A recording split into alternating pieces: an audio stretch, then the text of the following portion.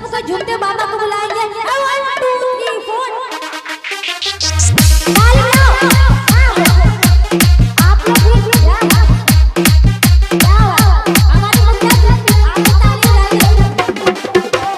DJ DJ DJ Rakesh Rakesh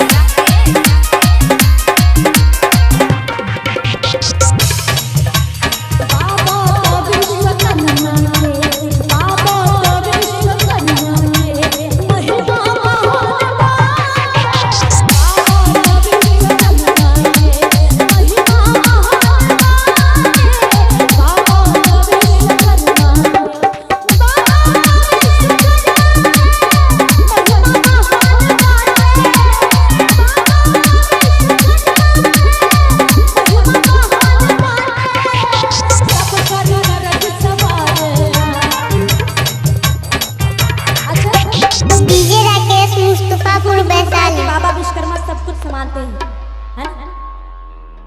एक बार चाहूंगी सबके हाथों को डालो। किसी की मस्ती जिंदा है तो किसी की हंसते जिंदा है, और जो भजनों में ताली नहीं बजाते हैं ना वो बेचारे जबरदस्ती जिंदा है, क्योंकि जीने का तो कोई हक ही नहीं बनता, क्योंकि भगवान 2 हाथ दिया है ना, सबको दिया। आप सब हमारे गार्जियन है ना? सबको 2 हाथ दिए हैं। अच्छा किनको किनको 2 हाथ है, हाथों को उठाओ। किनको 2 हाथ दिए भगवान ने, सबको दिए, तो फिर हाथों को बंद करके क्यों रखे हो आप लोग? ये गलत बात है। सबको उठा लो, सबको हमारे कुर्सी वाले, नहीं तो कुर्सी उठाना पड़ जाएगा। सोच लीजिए क्या बात। उठाइए आप भी अंकल जी और कहेंगे सब कर कर जे सवारेला, सब कर कर जे सवारेला, चाहो तो चाहो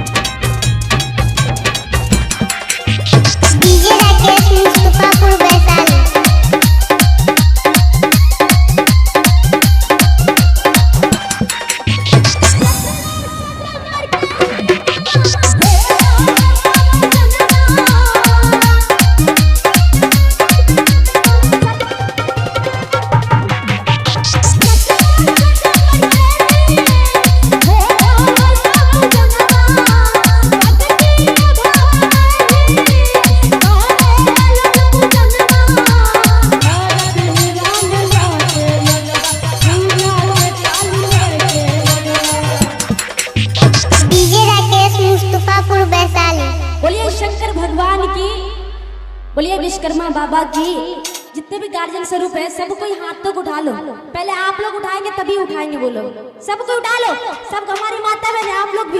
और कहेंगे पूजा के थाली लेके लोग, पूजा के थाली लेके लोग,